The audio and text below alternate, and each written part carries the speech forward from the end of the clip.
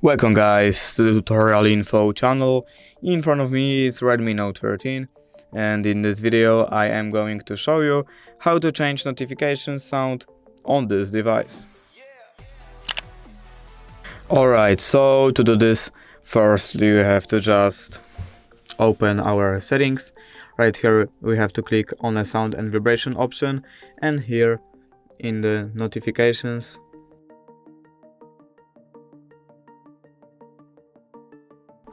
we have to choose whatever sound we want.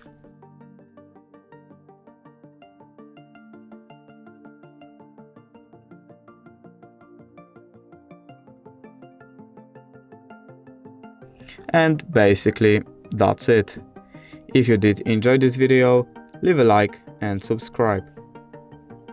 Bye!